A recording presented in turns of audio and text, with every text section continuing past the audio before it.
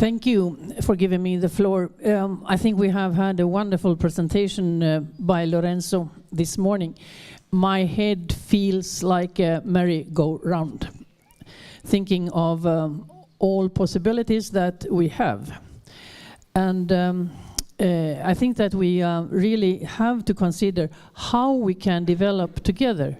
Of course, you first of all, when you listen to Lorenzo, you think of your own route. But I feel more as the coordinator of the routes, and that brings me the question that how can we raise our competence together? Lorenzo and I talked a little bit this morning before going here with a bus, and I feel that cultural tourism really stands in two different fields. Research makes sure that cultural tourists, they are still in the old-fashioned way.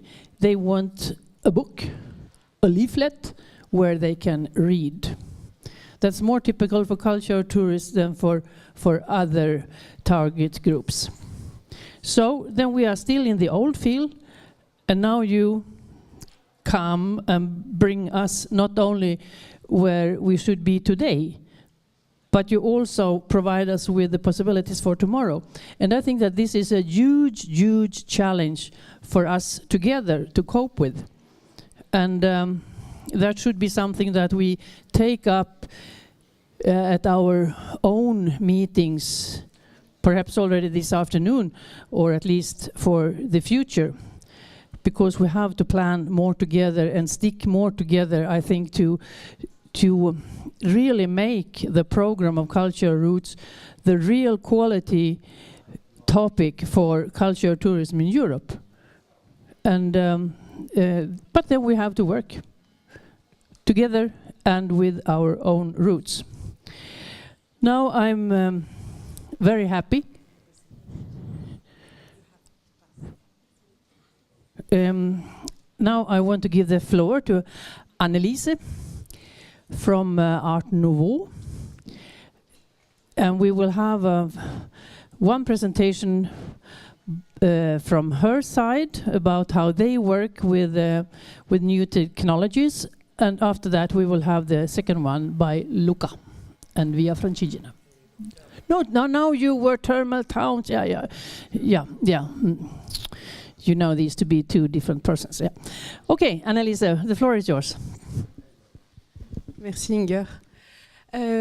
Bonjour à toutes et à tous. Je voulais surtout remercier la route Charles-Quint qui nous accueille ces derniers jours, et l'organisation est vraiment chouette et je vous remercie d'intervenir aujourd'hui.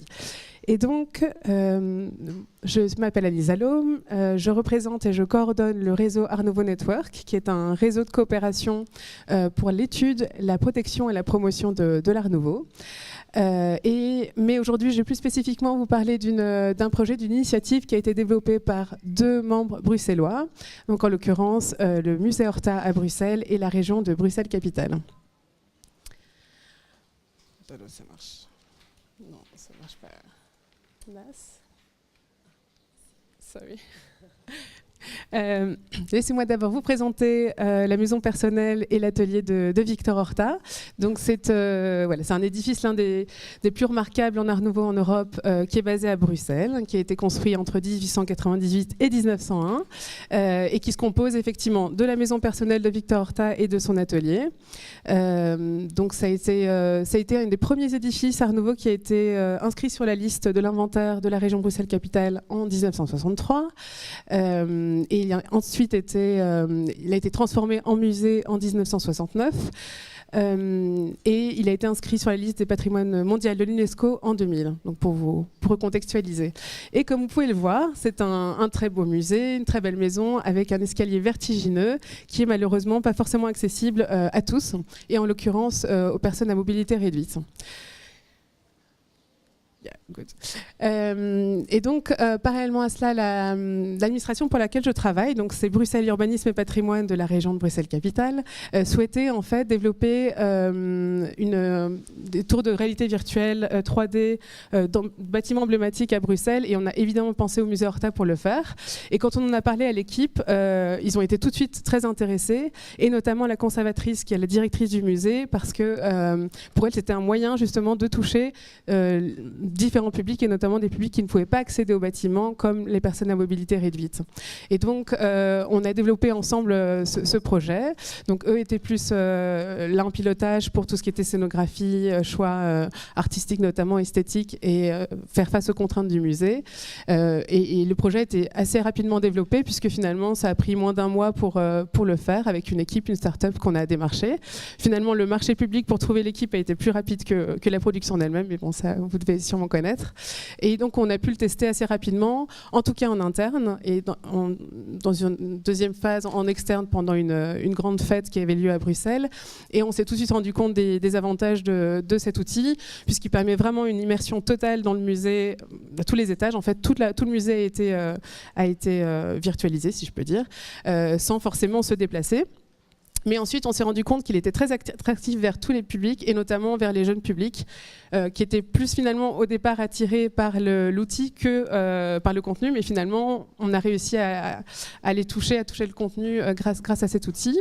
Et enfin, on s'est vite aussi rendu compte qu'on pouvait mettre à jour cet outil, par exemple ajouter des tags de description sur le musée, mais aussi ajouter de petits personnages ludiques qui permettaient aussi de créer une expérience pour les jeunes visiteurs notamment. Mais forcément, ça a aussi posé des questions et des problématiques sont apparues. Donc, on s'est évidemment, donc déjà, ce genre d'outil requiert un certain budget, hein, après dépendant de la surface qu'on souhaite virtualiser. Mais là, on était plus ou moins autour de 20 000 € quand même. Évidemment, il faut aussi que dans l'équipe qui souhaite produire en interne cet outil, il faut quand même une certaine connaissance technique et technologique pour pouvoir suivre l'entreprise et s'assurer que tout est dans les clous. Et surtout, on s'est rendu compte quand on a testé l'outil pendant cette fameuse fête de l'Iris début mai, qu'en fait, il faut forcément qu'une personne assiste le public ou en tout cas guide l'utilisateur, parce que c'est pas forcément un outil qu'on utilise tous les jours et qu'on connaît pas encore très bien. Et donc, ça nécessite en fait une ressource humaine, une personne qui soit là pour accompagner le visiteur. Donc, voilà, ça a permis en fait de poser ces questions. Et donc, le musée Horta qui souhaitait donc l'utiliser dans le cadre d'un nouveau centre d'interprétation qui va être ouvert normalement fin juin au musée Horta au rez-de-chaussée. Finalement, on s'est rendu compte qu'il faudra qu'il y ait une personne qui soit dédiée à l'utilisation de cet outil, ce qui n'était pas forcément prévu au départ. Les contraintes logistiques du musée, ça dépend vraiment de tous les lieux dans lesquels sont implantés ce genre d'outils, mais en l'occurrence au musée il fallait faire attention aux journées d'ouverture-fermeture, s'assurer qu'on ne déplace aucun meuble, qu'on fasse attention au mobilier, etc. Mais bon voilà, ça c'était assez spécifique. Et surtout la grande problématique c'était la diffusion en fait de cet outil et notamment vers le public externe, puisque forcément les prestataires au début étaient très enthousiastes et voulaient qu'on diffuse la vidéo parce qu'il y aura une version 3D mais il y a aussi une version 2D qui est présentée. Ils voulaient forcément qu'on le diffuse sur tous les sites internet, YouTube, etc. Mais ça pose aussi la question de comment on utilise ce genre d'outil. Finalement, est-ce qu'on le garde pour nous ou est-ce qu'on le rend accessible à tous? Mais alors si on le rend accessible à tous, est-ce qu'on est vraiment sûr que les personnes qui pensaient peut-être visiter une fois le musée Horta vont vraiment venir, sachant qu'ils l'ont déjà vu en virtuel? Ah oui, pardon, excuse-moi. Et donc voilà, c'était aussi une question qui a été, je pense, posée hier. En tout cas, c'était une question qui a été abordée hier. Et donc finalement, le parti pris du musée, c'était de garder la version finale et complète pour le musée seulement, donc sur les écrans et puis avec les casques pour des groupes spécifiques et notamment les personnes à mobilité réduite, et de seulement garder une partie en fait teaser qui sera mise sur YouTube ou sur le site internet pour pouvoir donner en fait envie aux visiteurs de venir, parce que finalement une expérience réelle ne peut pas être remplacée par une expérience virtuelle. Et voilà, je crois que c'était tout pour aujourd'hui. Je vous remercie pour votre attention.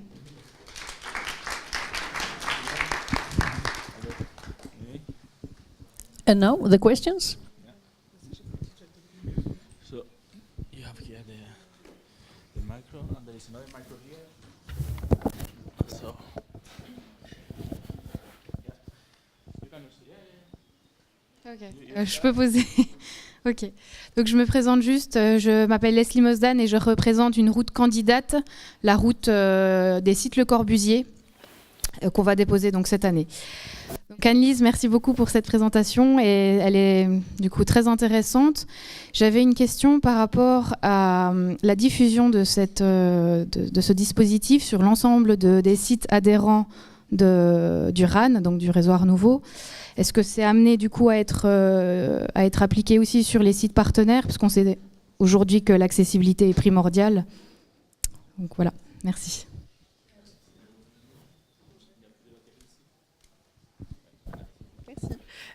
Non, toujours pas. Si, on m'entend. Ouais. En fait, on a prévu, donc on a soumis une candidature auprès de la Commission européenne en début d'année pour un projet justement sur les intérieurs Art Nouveau. Et donc on espère, on croise les doigts qu'il sera sélectionné. On devrait avoir la réponse courant juin en fait. Et donc si on voit que cette initiative pilote fonctionne, le but ce serait de le développer dans le cadre de ce projet européen pour tous les autres partenaires. Donc voilà, j'espère que ça répond à ta question. Voilà. C'est justement, je me présente, je suis Eladio Fernandez Galliano du Conseil de l'Europe. Pourquoi là, vous ne l'avez pas mis ailleurs, dans les musées? Parce que, disons, comme ça, disons, dans une partie de Belgique, de façon à faire que les gens s'intéressent au projet et qu'ils disent « Ah tiens, je ne connaissais pas ». Et parce que plutôt le faire dans les musées, que les gens sont déjà là, ils n'ont qu'à se promener. Par contre, vous le mettez dans l'autre bout, dans notre région de Belgique, et où les gens n'ont pas forcément l'accès, ils disent ça peut les intéresser de déjà voir pour du vrai. Et voilà, et, je sais pas, c'est une idée. Non, mais c'est justement le dernier point que j'abordais. Dans un premier temps, c'était vraiment de le mettre au musée pour les personnes qui ne peuvent pas monter à l'étage. Et donc, c'est déjà primordial quand on vient dans le musée de pouvoir voir les niveaux supérieurs qui sont finalement les plus emblématiques du musée. Et donc, c'était l'autre question de dire est-ce qu'on le rend disponible à tous ou pas. On va d'abord mettre les teasers et donc ce sera une pièce, c'est-à-dire le hall d'entrée et la cuisine accessible sur YouTube et aussi sur le site du musée Horta pour donner envie de venir.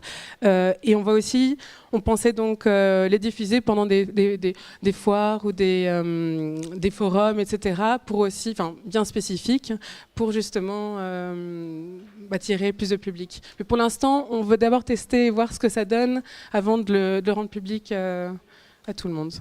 Voilà. Merci. Des autres questions par ici? Vous avez pris note? I am Hermandino Cunha. I'm from the municipality of Braga. Unfortunately, my English is not very good. My only one language that I can speak very well, it's my own language, which is Portuguese. As I'm not allowed to speak in Portuguese, I'll try to speak in English. Okay. And being honestly, I'm afraid of this new challenge that we have connect with new virtuality reality. The question is, we are not talking now a lot about these new challenges, and we are not forgetting that we have something that is very important, that is the reality, like the new modern art, and the reality, the things that we have that we can touch, like the food, like the experience, the real experience. And maybe we are giving, we are transmitting not the real reality through these new tools. And sometimes when I visit some place after consulting the new tools, I am disappointed what I get in touch with. and when I go to this city, those places. So this is the question. Maybe we have to look and pay more attention to our reality and not give so much attention to these new tools. Okay? This is quite complicated, but I don't know if you can understand my question. Okay? Yeah. Well, as I said, the real experience cannot be actually. Sorry, you can. It's not a tool to actually use it like a real visit. It's just a tool to help the visitor to learn and understand the building. So, for example, as I said, there will be text to explain the museum, because in the museum there's no way to touch captions or so on. So it would be another way to do it. And as I said, it's the visitor is not obliged to use this. It's going to be in the interpretation center at the ground floor, but the real visitor can just go upstairs and see by himself, you know. So it's not a way to, we thought it was just an added value to the place and not to replace the actual visit. So for me, it's just another way to interpret heritage and the building. So I totally agree with you, actually. So maybe you raise some questions of what you listen. Yeah. Just 1 second. I would like just to say that this presentation is just like a starting point. So maybe you are having something similar in your roots. You are facing similar problems or similar expectations for your roots. So if you have something like that, please share it with us, because that is the important thing from this format, to share what everybody is doing. And if there is other questions rising that has nothing to do with the presentation but has to do with the topic, you can raise them also. Okay? This is to fit each other with this conversation, and the good practice are just like the starting point to start a conversation. Well, yeah, James Simpson, I'm representing St Olaf Ways, and we've actually just applied for €30,000 to do some kind of interpretation. So I'm very interested also in this, and we're also looking at groups that are not automatically coming, so especially children, so young people, and I had a similar question to the previous one, that what is the added value that you can get from these kind of interactive, that actually does it, have you researched that, do the visitors actually get that added value from the virtual reality? And then also, you touched a little bit on it, but have you actually managed to attract those visitors? So you got the younger people, but have you also got the people with mobility issues to also come that otherwise wouldn't have been attracted?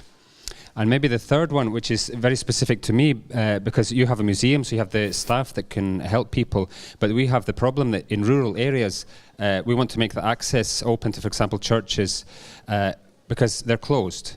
Or if they're open, there's no people there, there's no interpretation. So it'd be interesting to, maybe someone else has some innovation, how to use technology in like a passive way, that people can actually use it when there isn't this hands-on interpretation. Sorry, 3 questions. I don't so remember. Actually, have you done the research? Have you met the target group? And So actually, yes, we didn't do like proper research, I would say. I was more in touch with the person who is actually responsible for the education department, and also in the museum in general. Of course, so the interpretation center is not over yet. It will be open afterwards. So, of course, when the tool will be really finalized, because now it's still ongoing process. Of course, we will adapt the communication, the promotion towards these audiences, like for the persons who cannot actually go upstairs, to maybe to organize specific visits. Actually, there are always a demand from this kind of groups that are coming together. So we thought about maybe suggest specific visits with this tool, or to let them know if you have this kind of handicap, just request. Well, let us know so someone can be there. And for the children development, I would say it's not already developed. We would like to add some special features like funny characters coming and when you're visiting, saying, "Oh, I don't know, Phileas, I will help you to visit the house," and so on. But it's going to be a further development, as I said. So it's still ongoing, but yeah. And the second one was about. I'm sorry. So really sorry. Yeah, so it's a process. Yeah. So I think that was answered. But then the third question was actually then, is there a solution if there's, for example, no staff there or outside visiting hours? Yeah. So we are also developing another project which is linked to the European project I was mentioning before, inside Anuvo, and it's going to be not an application because it's quite costly and we have to update it quite often, but we decided to choose a website, so it's going to be a responsive one, so you can check it online at your place or just on the streets with the GPS, and it's going to present you when you're in front of an Anuvo building or facade.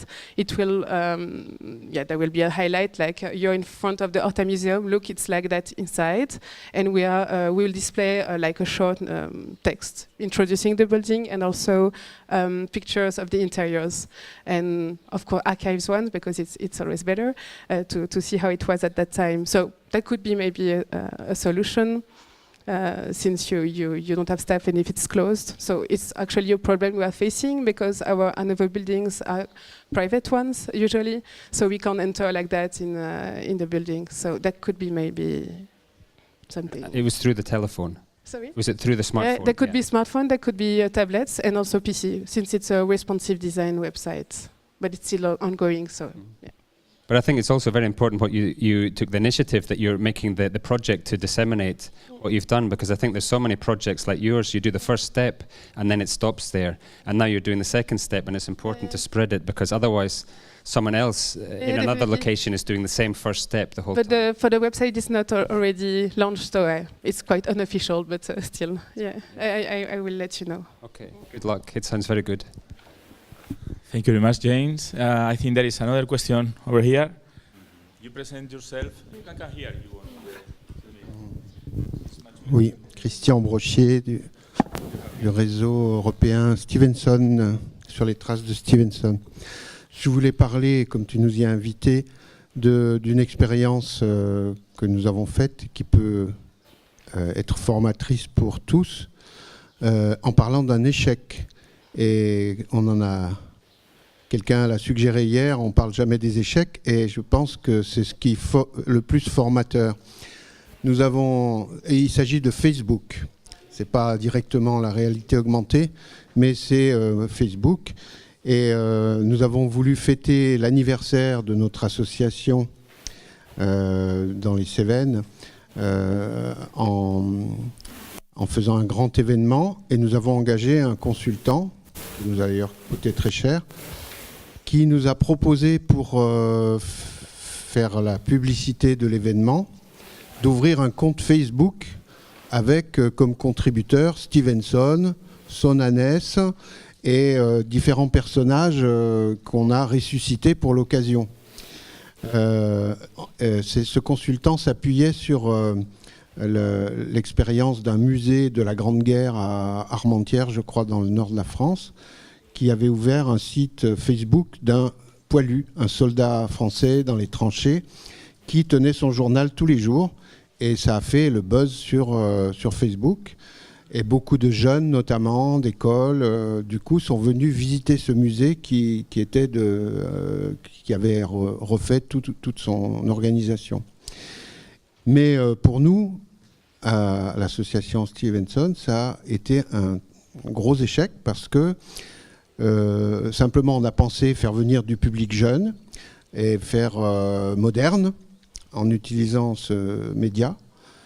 Sauf que les membres de l'association sont des vieux et n'ont pas la culture Facebook. Donc, personne n'a été voir comment ça marchait, si ça fonctionnait. Et du coup, il n'y a pas eu de relais.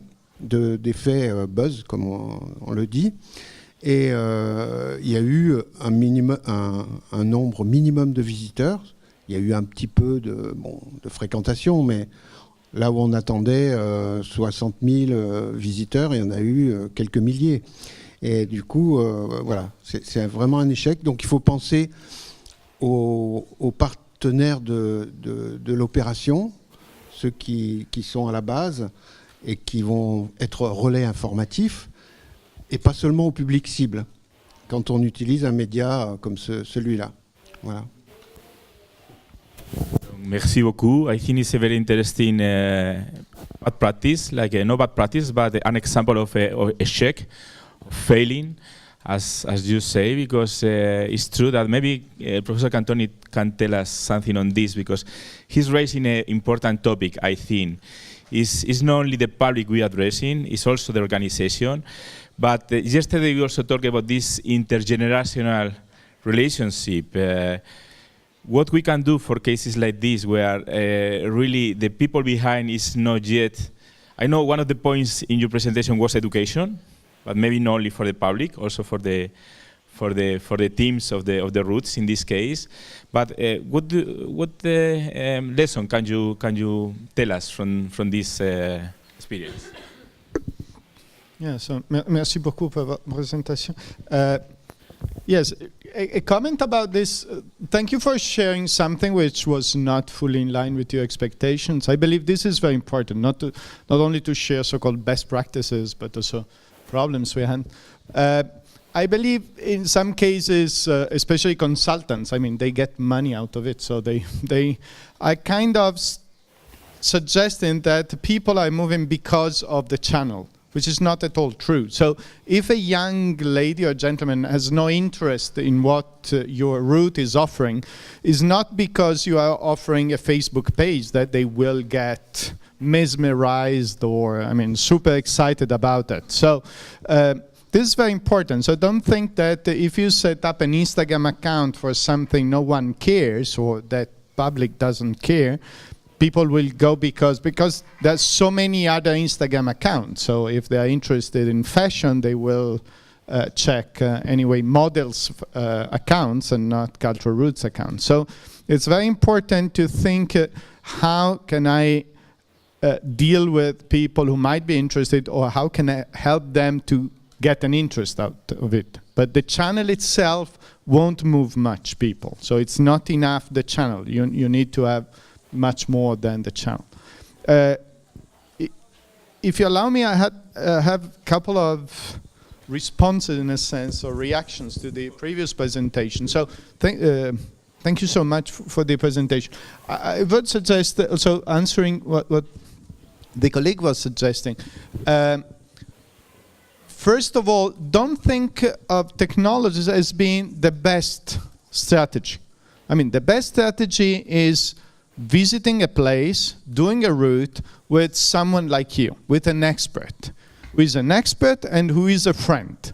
That's the best possibility. So if you can visit a place, direct, I mean, the real stuff, with an expert, who is also a friend, having nice food, having a coffee, a conversation.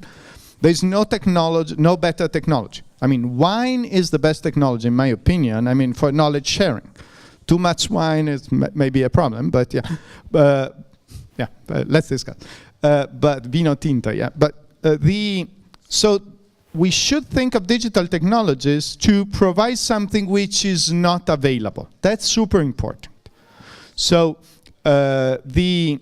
if I'm watching a painting and there is no, for instance, no possibility to add a caption, augmented reality would be a very good strategy, because I see the painting and I get additional information. Moreover, let's assume the painting is painting the Emperor Charles V eating something. And so through augmented reality, I might provide information about the food he's eating. Of course, if I have a chef with me, that would be much better. But if I haven't, like the brothers of the Celer del Can Roca, that's much better. But if not, augmented reality will help. Augmented reality might even give me the possibility of buying the ingredients. And so I will say, oh, Charles was eating this, I want to know the recipe and I want to buy the local ingredients and I want to try the recipe myself. So it's always bringing something which is otherwise not available through an expert or through a physical thing. If you have an expert, a real person there, or the actual thing in itself, there is no, if I can have someone cooking for me, why should I have augmented reality? I have the real reality, if you like. Virtual reality again should be used, in my opinion, only if there's no other chance. So otherwise, it takes a lot of time to wear the helmet. It requires at least 5 minutes time. It requires managing all the hardware, which is huge, expensive, and it's likely not to last for more than 2-3 years. So you need to redo. That's why in general we tend to suggest augmented reality using your gadgets, what we call BYOD, bring your own device. Because people will renew their hardware paying themselves. So we are not supposed to give them actual gadgets, hardware. The last comment I would like to say is you might consider virtual reality for routes to bring what is not there. For instance, if you have a route with several points and you are in a point and in that point you enjoy the place, maybe with a guide or with augmented reality. But you might say, okay, sit here for 5 minutes, I will show you a place which is not here, but it belongs to the route. So in a sense, virtual reality might bring the route itself as a route and not as just single points to be combined with museums, for instance. You might have what you have in the museum and say, there is an element which is so important, but it is in another museum. And that element you might enjoy only digitally because physically it's not there. But definitely you are right. If you can have an expert, if you have the real thing there, that's much better. If you can eat, drink, that's fantastic. So thank you very much, Professor Cantoni. Any other questions? Maybe Gerard, who was listening very attentively. Pas forcément une question. Gérard, les chemins de Saint-Jacques en Europe. Une expérience également d'utilisation de nouvelles technologies, mais essentiellement pour les non- et malvoyants, les aveugles. Pour nous, les chemins de Saint-Jacques, ça doit être ouvert à tout le monde et notamment à ceux qui ont des problèmes de vue ou de santé. Et donc, on a mis en place une application avec... Ça marche pas? Plus fort? J'ai l'impression que je parle très fort. Ah, mais c'est ça. Ah, c'est ça. Ah, voilà. Je suis français. Bon, je mange le micro. Donc, ce projet est destiné, en utilisant les nouvelles technologies, avec des QR codes le long du chemin à destination des non-voyants ou des aveugles qui découvrent, qui ne peuvent pas voir ni les monuments, ni le paysage. Grâce à cette application qui a été géolocalisée, donc ils ont un descriptif, audio descriptif direct de ce qu'ils ne peuvent pas voir, mais ils vivent au moins comme ça le chemin de Saint-Jacques. Donc une simple technologie, très, très simple, et qui est vraiment accessible à tout le monde, voire même aux enfants, voire même à nous, parce qu'on peut avoir un commentaire direct. Bon, pour les non et malvoyants, il y a un descriptif beaucoup plus complet. La deuxième expérience qui a été menée, c'est dans la cathédrale de Saint-Jacques-de-Compostelle. Et il y a 5 ans, dans le cadre d'un projet européen, également, on a filmé en 3D. En 3D, en 360 degrés, avec des détails, etc. Ça a permis à des chercheurs d'aller voir les inscriptions qu'il y avait dont on ne peut pas voir. Donc la nouvelle technologie ouvre aussi des opportunités nouvelles et ça a permis à des chercheurs de découvrir d'autres éléments architecturaux. Donc voilà un autre élément des nouvelles technologies qui sont des appuis très intéressants. Donc là, nous sommes dans un projet COSME qui va utiliser donc les nouvelles technologies. Donc nous avons une réunion la semaine dernière et on va améliorer notre site internet pour valoriser les chemins de Saint-Jacques en Europe et les villes qui sont classées UNESCO, qui sont traversées par le chemin de Saint-Jacques. Donc on va utiliser toute une série d'outils, d'images 3D, réalité, 360 degrés, etc., pour permettre, je dirais, de découvrir le patrimoine UNESCO que l'on ne connaît pas forcément sur les chemins de Saint-Jacques.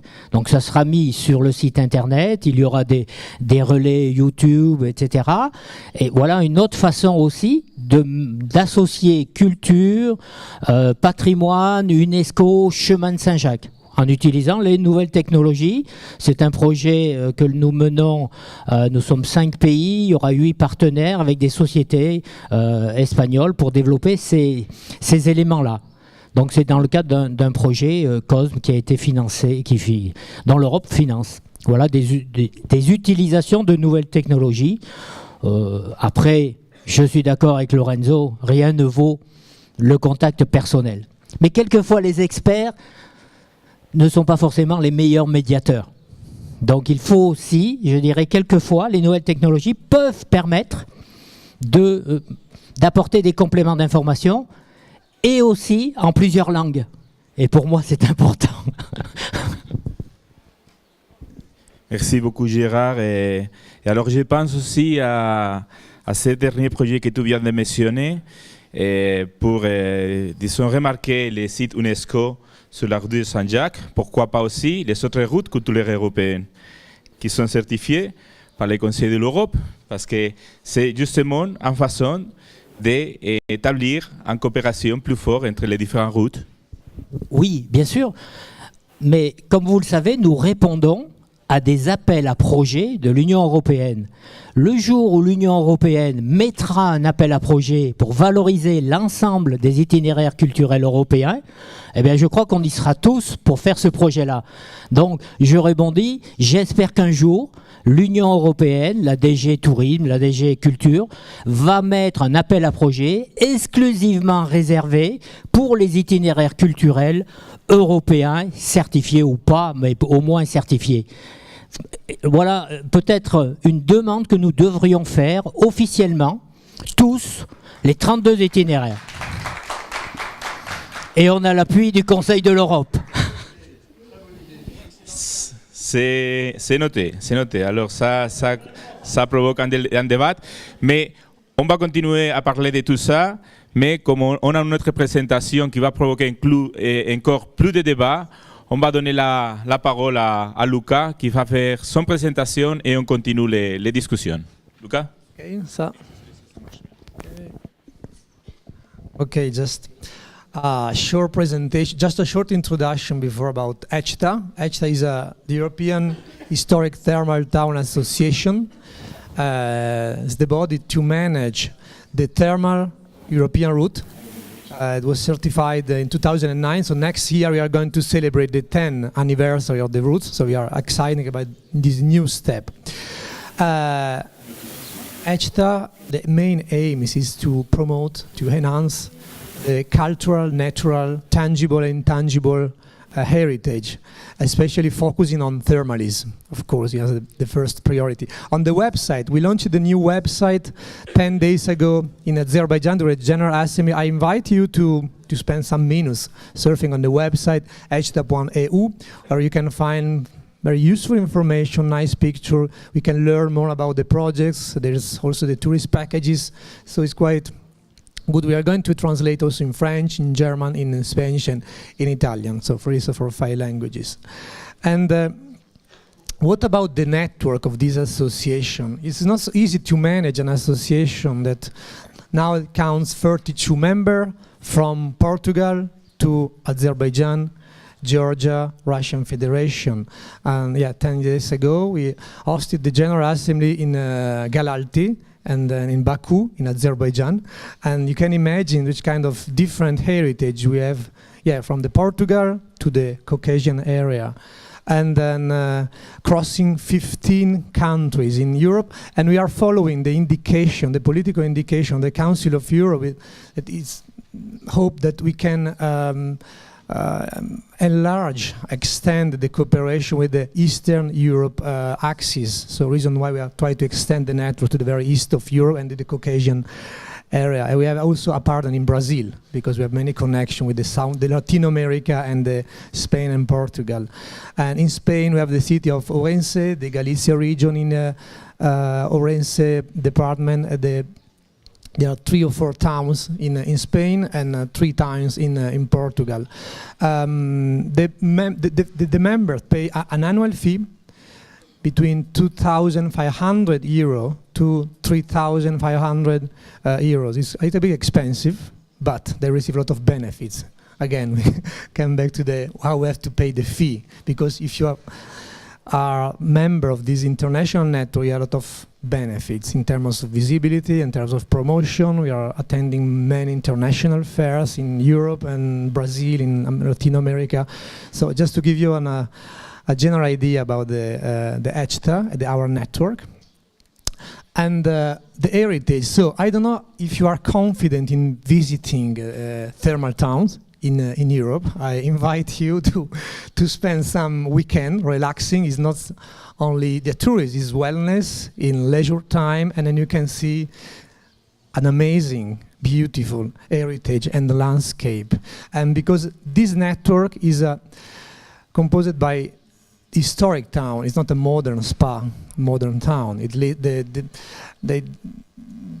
The heritage date back at least at 19th century, a Belle Époque, or the Roman time, and just to give you an idea about the networks. I come from Salso Maggiore Terme. It's a spa town, is in the north of Italy, with this marvelous spa, and then you can enjoy outside, and then you can immerse your body in the thermal water. And what about Atlas? Atlas is the project that briefly I want to present you. Now, in terms of data, we need more qualified and quantity data in terms of thermalism in Europe. We know, for example, we have more than 150 historic therm in Europe. We have more than 1,000 spas in Europe, at least around 90,000 employees are working the thermal sector. There is a revenue of about 30 million euros, but there are estimate data. We need to have more concrete and precise data, especially working with the European institution and public authorities and at local level. Atlas is like a compendium of essential data to collect information about, in terms of information, images, picture, maps, about the heritage, the thermal heritage in Europe. The starting point are the 32 members, but now we are considering to extend the network till more than 100 members. And is based on the GIS system, the Geographic Information System, in connection with the website. And now we already finished this first pilot phase involving 3 cities as Bath in England, Mondariz in Spain, and Caldas da Rainha in Portugal. In cooperation with our scientific committee, there are a lot of expertise and know-how and experience, because the manager that are working on this project, these are, we can consider like a multidisciplinary team coming from landscape and urbanism, tourism, heritage, and architecture.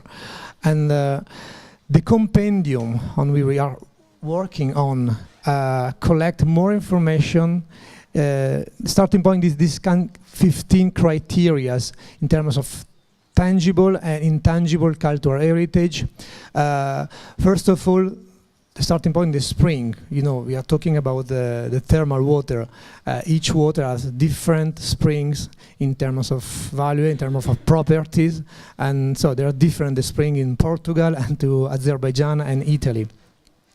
And of course, the main point is the heritage, the cultural heritage, fontaines, spa, hotels, villa, leisure, landscape, services, industry, and research. Finally, the intangible heritage, immaterial events, image, and tourism. And we decided to launch officially this project during the European Year of Culture. We already presented this project to the European Commission, both in Strasbourg and in Brussels. So, and it's a very expensive project. The first phase was co-financed by ECTA. We spent 20,000 euros for the last 2 years for these 3 towns.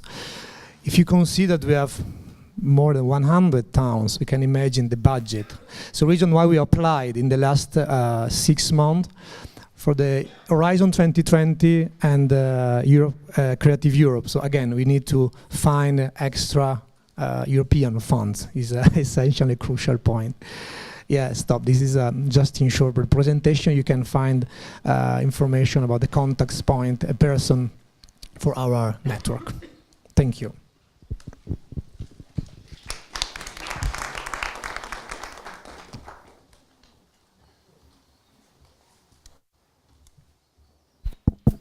So thank you very much, Luca.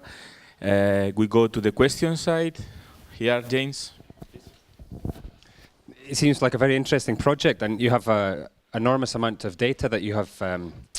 There's a great value for, of course, researchers and for planning. But have you thought of an interface, for example, for the user, so a normal tourist that could maybe access the information in some kind of more accessible form? Yeah, there are different levels. Yeah, depends on which user we are talking about. On one hand, the target is for the European institution, because for instance, this kind of platform, this kind of compendium of data doesn't exist at European level for thermalism. Reason why we need to give very clear, precise information to European institutions. And the other hand is, yes, for the tourist, the visitor, they want to spend times in the spa towns, and then they can get general information about the spa, about the waters, about the leisure facilities you can find. Yeah, definitely is important to better define the target. Yeah.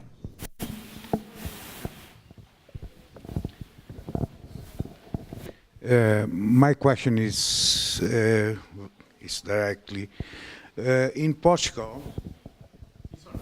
Son, in Portugal, your partner is Aquaflavia Chaves. No, in Portugal is Caldas da Rainha, city São Pedro do Sul. But we know that in Portugal there are a lot of potential in terms of thermal heritage. It takes to my question. Your criteria to choose your partners goes through those points that you just showed us.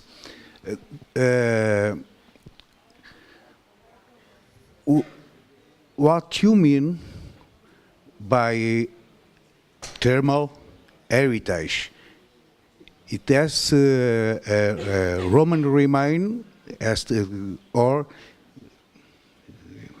it's enough to belong to 18th century, for example, or 19th century? Yeah, good question. No, on the website we have a very precise criteria to join our network. Yeah. Historic information are essential. So, as I said before, at least you have to the thermal heritage of dating back at 19th century, could be Belle Époque, modern art, and then it's not the modern wellness center, or there are a lot of modern spa cities in Europe, and then especially built in the 20th century. Of course, the Roman baths are great. We have many Roman baths in the network. But the heritage, I mean, there is a connection with the history, and then this network, because we refused in the last few years many modern towns that want to join this network, but we decided to be a little bit strict in terms of criteria. Of course, there are also other criteria in terms of facilities and events, animation, and then tourism approach, but this is one of the most important criteria.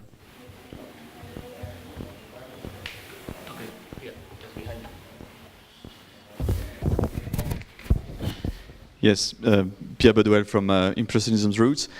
I mean, your presentation was really interesting, and looking at the 15 different points, I think that many of them could be applicable to many of us. Maybe not the spring features, but I mean, the rest could be quite applicable. Have you considered to maybe to make it available for others, or maybe to pass the structure to other routes in a way, maybe by renting it or selling it, which may be a possibility to get more revenues, or to get revenues out of it, in a way that we could leverage on your work? No, yeah, for instance, no, but yeah, because we are in the preliminary phase and the pilot phase. We are trying to extend and just to implement this project. But yeah, definitely, I agree. The majority of these criteria you can share with other routes, different routes, and then in this case, it's like a prototype. And then we can apply this kind of prototype to other routes, and collecting data information is essential, just also to show the impact that the routes have at the local level. When you go to the, I don't know, to meet some mayor and president on the, you have to show the importance of the route. A starting point are figures, data, information, and in our case, we need qualified information. But of course, I think for the majority of the routes, collecting data is one of the priority.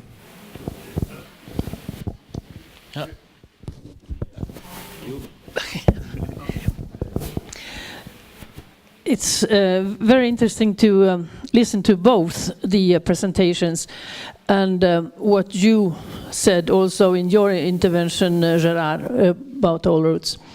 And I think that this is something that we really should have in mind, the transferability.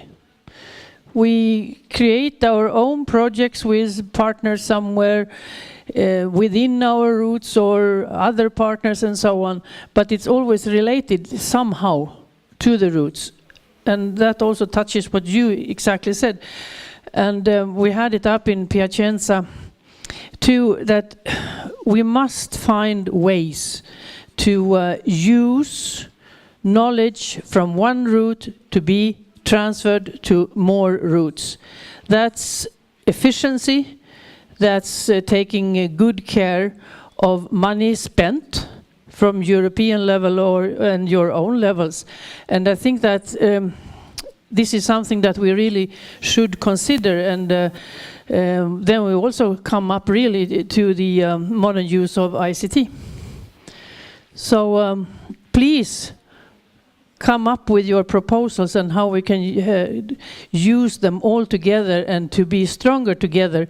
Because I think that if we should manage to be the real brand for culture tourism, then we must have a similar structure for information for those who looks for our routes, tour operators, private tourists, and so on, because you get completely confused if you see, it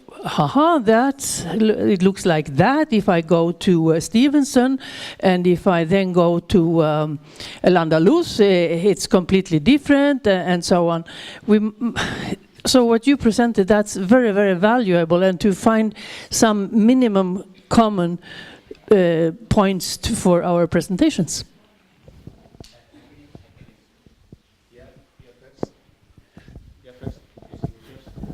Oui, Georges Lucenay, Impressionnisme Route. Je constate qu'il y a deux sortes d'itinéraires culturels européens. Il y a les itinéraires comme les villes thermales qui refusent des candidats, qui refusent des membres parce qu'ils en ont les moyens. Et puis il y a Impressionnisme Route qui vient d'être certifié et qui lui fait exactement l'inverse. Il recherche des membres, ne serait-ce d'ailleurs que pour augmenter son budget. Parce que nous avons, nous, des problèmes financiers. C'est ça une différence. Et donc nous avons besoin de membres. Et en fait, je crois que ce que vous proposez, vos critères, pourrait concourir à une idée que je remets sur la table pour la deuxième fois. Lorsque nous allons voir des leaders, des patrons de collectivités et que nous recherchons des membres, nous avons deux démonstrations à faire. Premièrement, démontrer que nous sommes beaux et intelligents. Ça, c'est assez facile. Nous avons tous les moyens pour ça, nous avons les dépliants que nous avons réalisés. Et puis le deuxième argument que nous devons sortir pour les convaincre, c'est qu'il faut les convaincre qu'ils ont intérêt à nous rejoindre.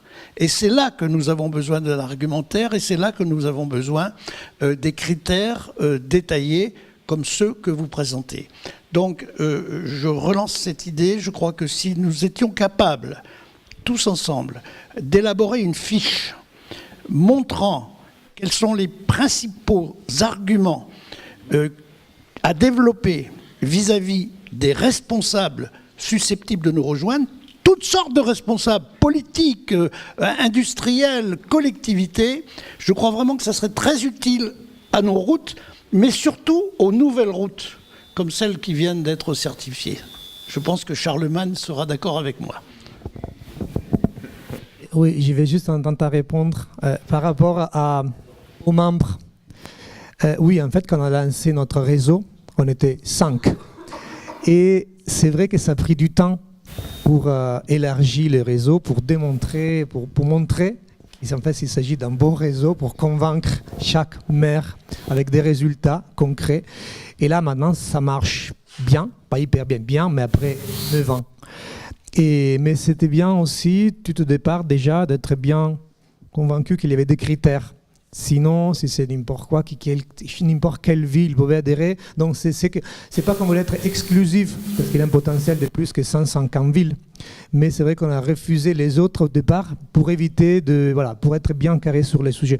Là, oui, je reviens sur ce qu'on a déjà dit. En fait, mesurer l'impact des itinéraires, c'est indispensable, soit au niveau économique, 6 mois, je ne bouge pas, et soit à niveau culturel, parce que tous les itinéraires, ils ont un immense patrimoine culturel, et c'est notre point de force. Donc on fait vraiment partir de mesurer aussi l'impact du patrimoine culturel, et dans un cadre, en fait, d'une analyse un petit peu plus élargie. Donc voilà, d'un côté, l'impact économique, touristique, là, il faut vraiment mesurer. Il y a des itinéraires, comme on parlait hier soir, comme Saint-Jacques, donc il y a des critères pour mesurer les pèlerins qui marchent. Mais ce n'est pas tellement évident de mesurer, par exemple, les touristes qui viennent chez moi, ça sont majoritaires, mais en tant que touristes, visiteurs, parce qu'ils sont là grâce au fait qu'il y a une réseau européen. Mais il faut en tout cas trouver peut-être une solution pour tout le monde et partager ces informations.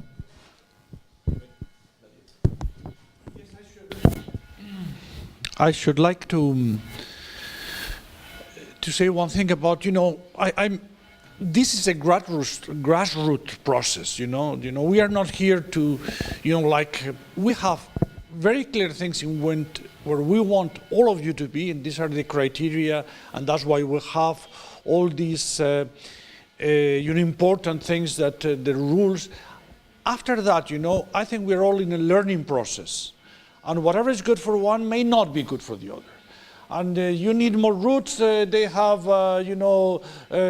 probably a very good reason why not to accept perhaps thermal towns that are of very little importance, or there is very little, cultural heritage around. So let's understand that this process, has common goals, has a common methodology, but sometimes I am absolutely delighted by the birds, the biologist in me, surrounded by these swallows.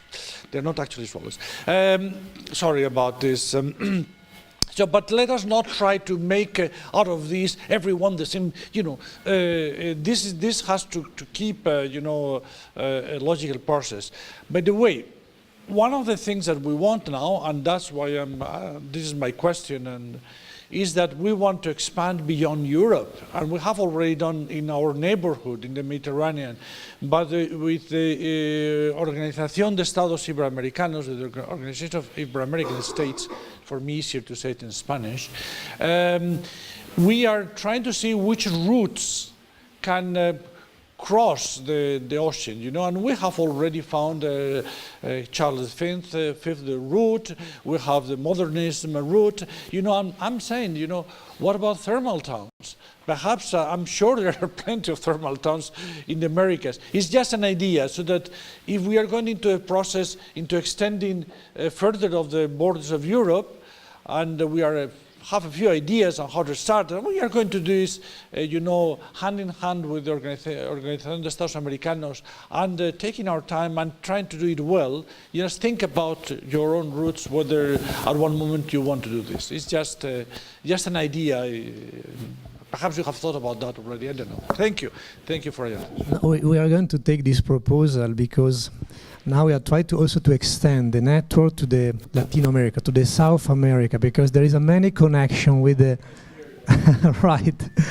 And now there is a new member.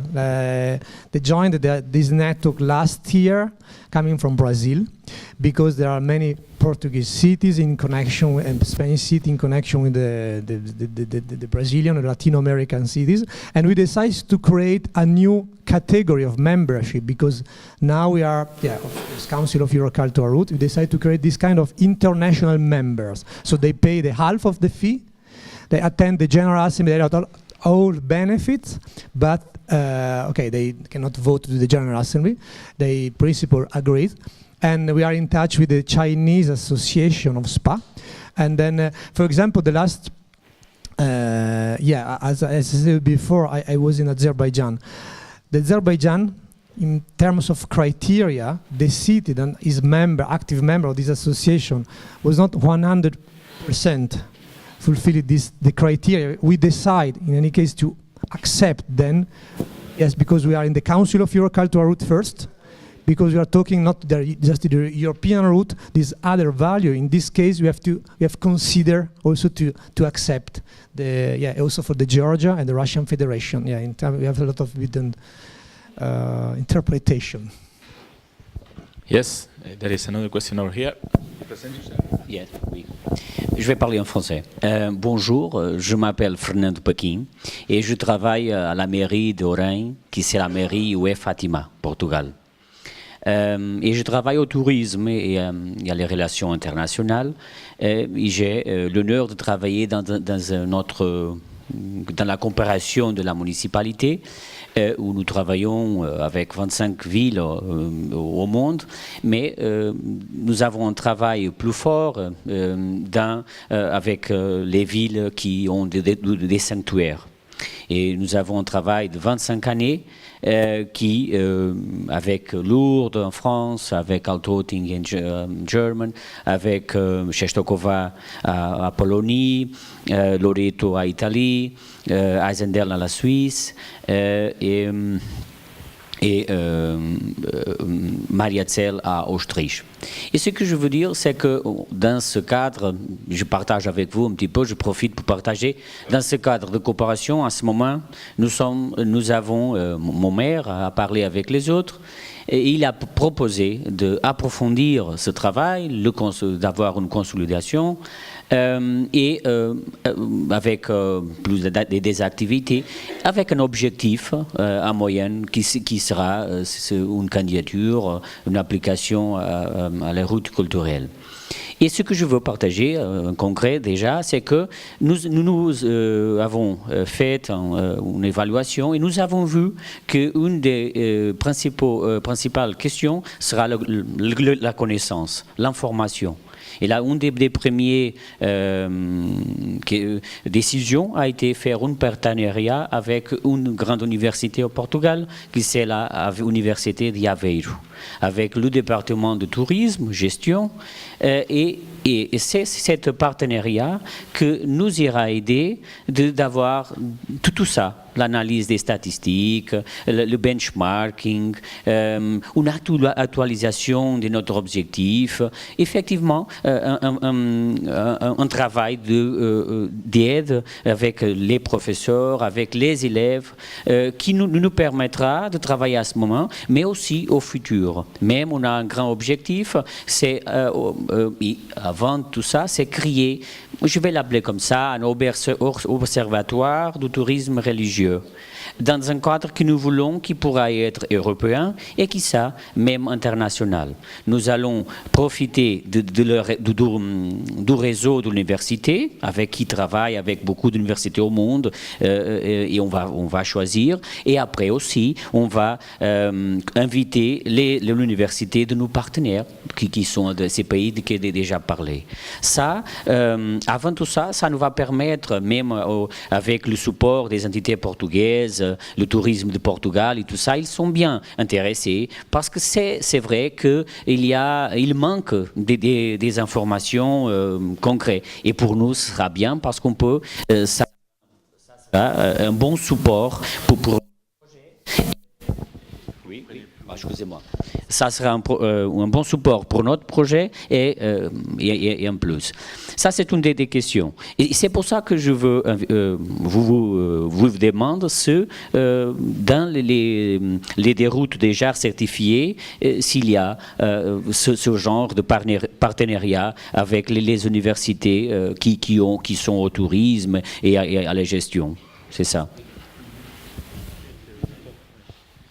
Et en fait, il y a dans les routes, il y a d'un côté les comités scientifiques dans lesquels normalement ils participent les différentes universités. Et c'est justement un des choses et un des critères dans les routes culturelles européennes dans lesquelles on doit avoir les universités ou les académiciens impliqués dans les routes, parce que justement c'est ça qui donne les rigueurs qu'on doit montrer au public quand on montre les routes et tout ça qu'on veut vendre, entre guillemets, vendre, même si parfois on vend. Okay, other questions to the thing, or some questions that were left behind this way? Okay. Juste une information complémentaire à ce qu'a dit mon collègue de Compostelle, qui peut intéresser les chemins qui font vraiment de la randonnée pédestre.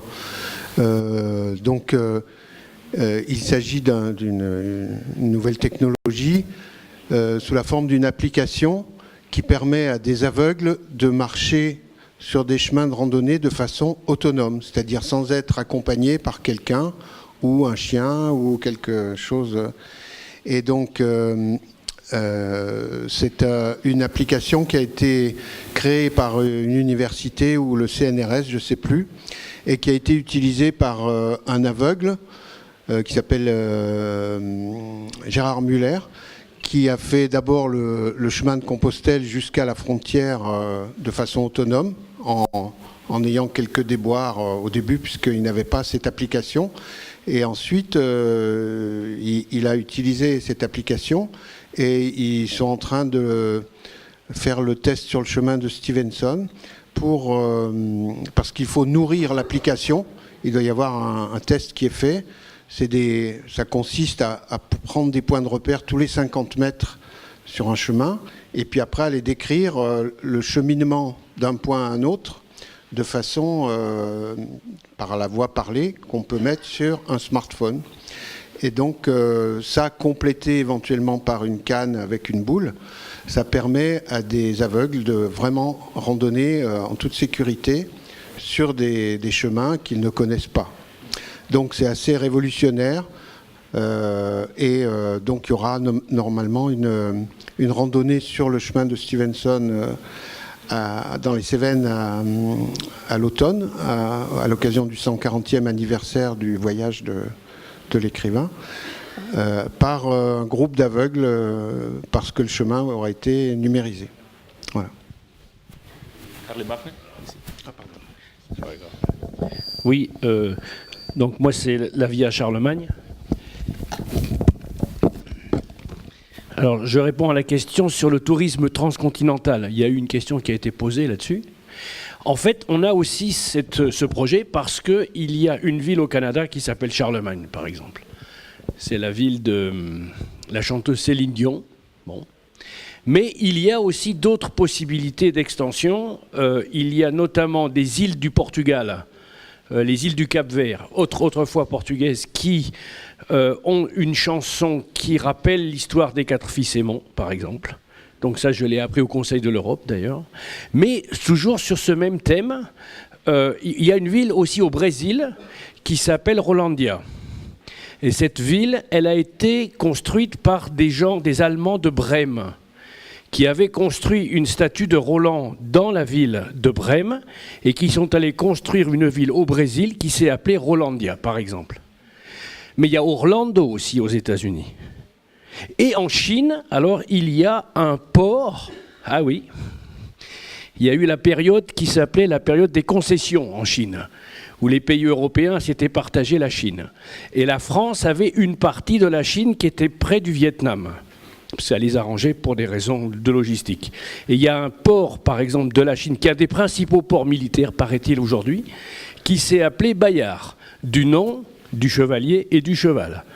Donc vous voyez les possibilités que l'on a de faire de la liaison transcontinentale.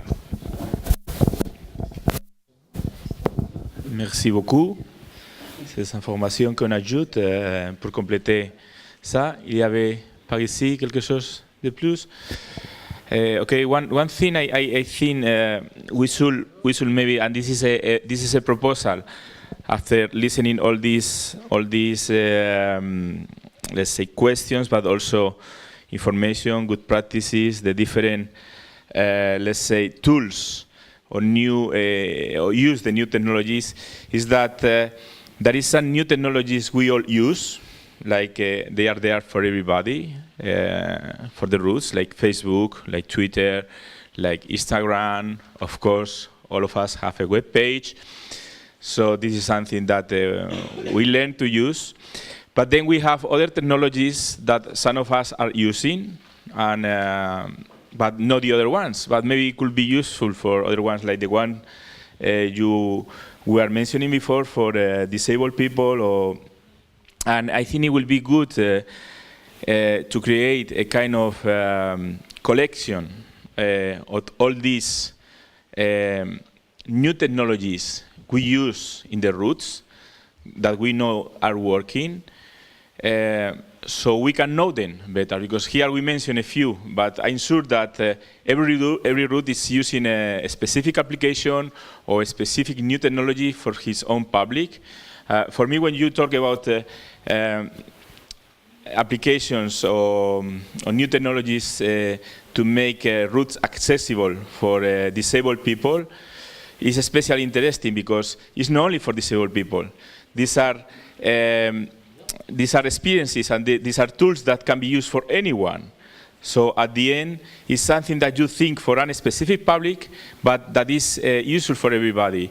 I always put a very easy example, and I saw that in Paris, for instance, which is a very accessible city, where you can walk anywhere almost with a wheelchair, but it's good for people who cannot walk, but it's also for people who is with kids or who has difficulties.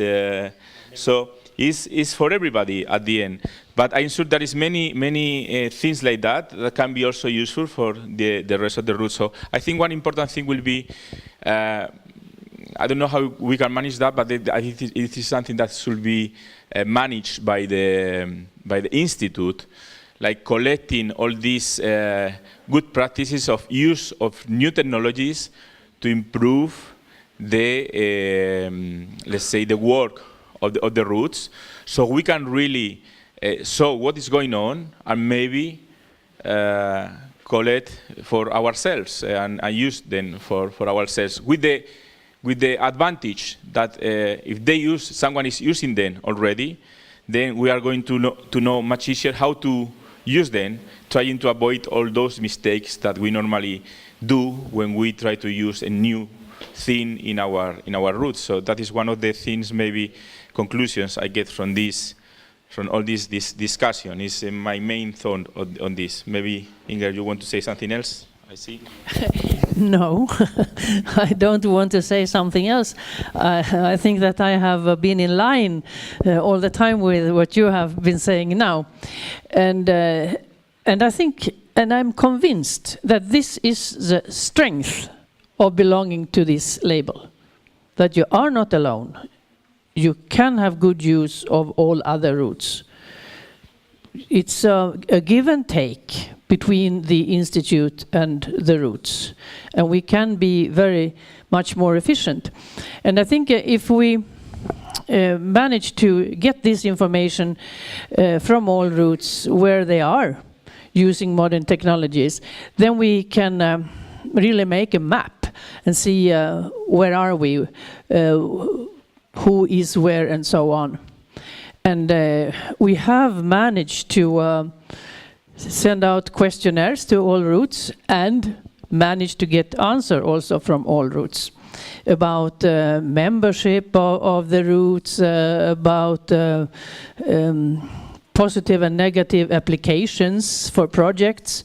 So in those two fields we have a good complete pattern. And I think that would be very interesting.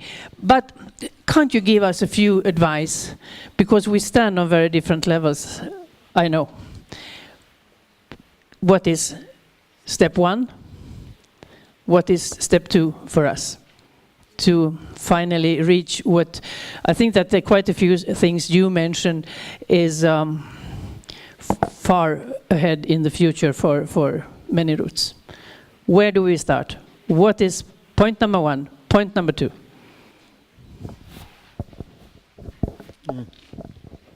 Yeah, I'm not sure I'm able to react, but yeah, just reacting to the second round, I would and stressing what you were saying. So I mean, it's a class, it's a group of people, it's a community. So we leverage on it.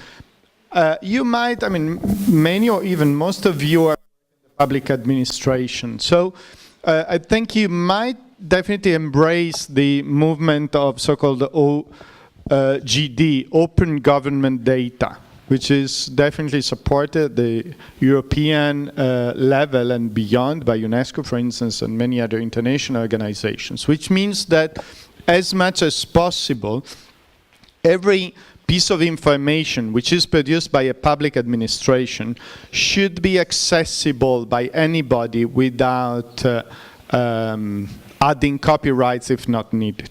So the first step, if we think of information and communication technologies, the first step, which is information technologies, Luca was raising. So collecting information, basically, having a database which is well organized and provides as many information as possible.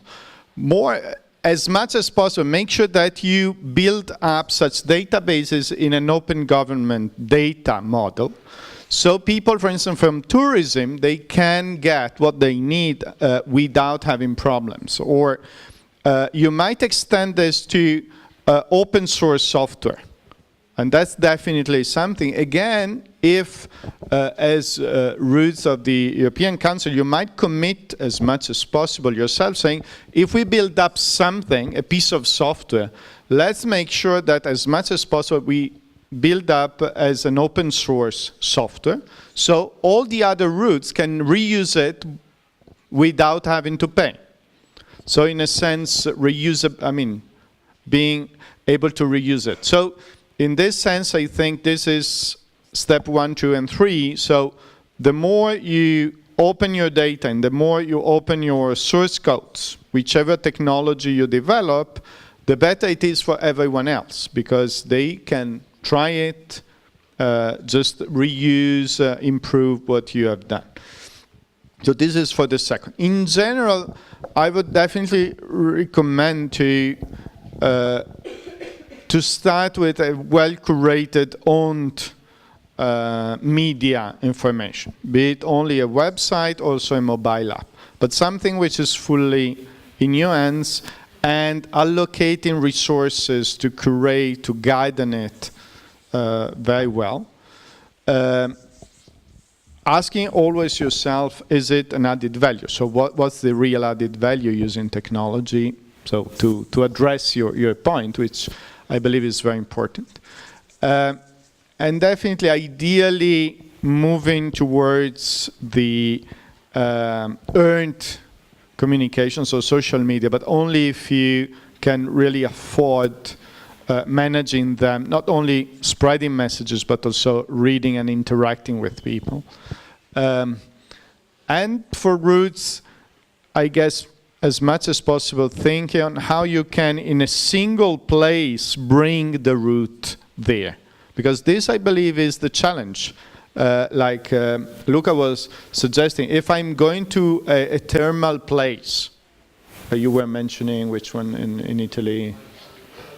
Salso Maggiore Terme. The question is, I'm there just because I need it for health-related issues, or I'm visiting it as part of the thermal tradition or the spa salus per aquam tradition. And the issue is, for you, let's make sure that people there, just because they need to have a treatment, they understand that this is part of a route. And so digital technologies are super fantastic in order to bring what is not there. So in order to reflect all the rest of the route in every single instance of the route. So there, I believe, through augmented reality, through other technologies, but really you can bring the totality of a route in every single point of it. So this, I believe, is the theoretical challenge, if you like, or where you should push the technologies. Not just playing the gadgets, but really think, how can we make sure that a person in every single point of the route can have an understanding of being on a route and not just being in that specific place. But yeah, it is not 1, 2, 3 years, sorry, yeah. Yeah. Yeah. So you want to add something? Well, of course, I have been very impressed, like all of you, by the talk by Lorenzo, you know. But actually, I think that there are some people we are not perhaps listening enough. It's our customers, the people that do the routes. You know, next time, I promise to bring one of our customers, a friend of mine, he's a biologist, sorry, I know biologist. Close. Perfect anyway. Yes. Close the micro to him. Close the micro. Sorry, it's one that did the first, you know, the Santiago, St. Jacques. He went from Vienna to St. Jacques, to Santiago. And this year he's doing Via Francesina from Canterbury to Rome. Yeah, he has a lot of time and very good health. So, you know, but these people, I mean, part of the success of some routes is that they offer services, information services, like all those that we are, is part of the services. But there are more.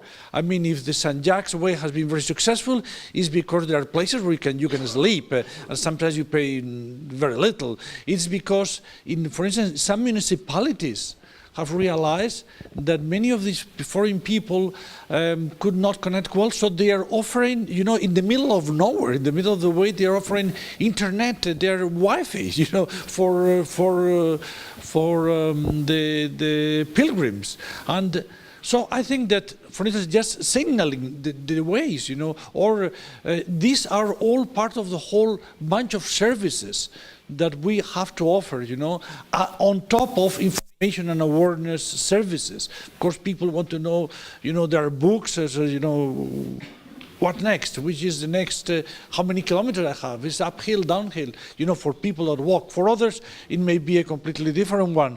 You know, it may be what's important for a certain impressionism, you know, a place or a phenomenon that they would not be aware of, or some festivities that connected to the issue, you know. So I think this is something that we should consider, and perhaps I think we should bring them here, some of our customers. So, for instance, my friend was telling me, by the way, there are places in which you cannot walk because there's a road or it's not, you know, I think these people, we need to listen to them too, because otherwise it looks like we in the roots, we know everything. Or we have some academics which are very clever, like Jordi and many other, you know, that will tell us all they know. But, you know, this happened to us in another Council of Europe program, you know, in which we were dealing with integration of migrants. And then the first thing they said, would you talk to the migrants to know what they want or what they need. Don't just assume that they were, you know, needed this and this and the other thing, because then you get surprises. So we have to be a customer-oriented activity. and heritage-oriented and European and values and blah, blah. Thank you. So thank you very much, Eladio. And I think we agree very much with you. And I think that was one of the topics that Professor Cantoni said in his presentation this morning, is to listen. Listen to the people that are using our roots. It is essential. Those new technologies should be not only to provide information, but also to listen to them. But very important, because this is something, and this is our experience we have in our root, is to be able to answer to their questions and to their concerns they have when using our roots. We need to invest and to focus our investment, not to spread it everywhere and not to cover anything at the end, but to focus our investment on this topic, like when using new technologies, you have people behind it. Because new technologies, as we said before, are nothing if you don't have someone to manage it. I remember when all this internet thing started to develop, and people used to say, like when during the industrial area, the machines are going to take out our job. But no, they are creating new jobs. And new technologies, artificial intelligence still is not that intelligence. So maybe in the future we will need no one behind all these tools, but now we need. And this is something we as Root has to adapt, and we are adapting to that, but still it's not that easy. Something I would like also to mention here is that is this balance we need to find between new technologies and classical ways of communication or using or doing our work, because we cannot depend. It's true that people is using more and more new technologies, portable devices, to get information. People is becoming also very lazy. I mean, they want everything done. I remember when I used to travel around Europe 20 years ago, I had to study everything. I prepared my plan, my map, my paper map. So I had everything on paper, plan. I called the hotels before. I used to get research on what can I visit, what I cannot visit. Now we want everything on the spot without preparing anything, without not talking with people, and everything has to be given to us. I don't know if we are educating the people in the right way or not, but that is also a problem. But you always have to have this plan B, because you say at the beginning, technologies doesn't work always, all the time. And I should add, most of the time, they don't work when you need them. Because there is no network, because there is no battery, whatever. It's the same with a plane. The other day I was about to take a plane, and do you have to board a car? Yes, it's my phone. Oh, there is no battery. So you have a problem there. They had to get a boarding paper for you. So you need always this plan B. I think it's one of our challenges also as Root, is to combine this traditional way of working with the new technologies and the new opportunities we have. But I'm afraid we are running out of time. And there is now a visit to the monastery, but they just communicate me some changes. So, but before talking about these changes of the record, I would like to thank the two presenters we have here, the two colleagues from the Roots, from Art Nouveau and the Thermal Roots, that were presenting their experiences, and also the people who participated, and all of you, of course. So a clap for all of you.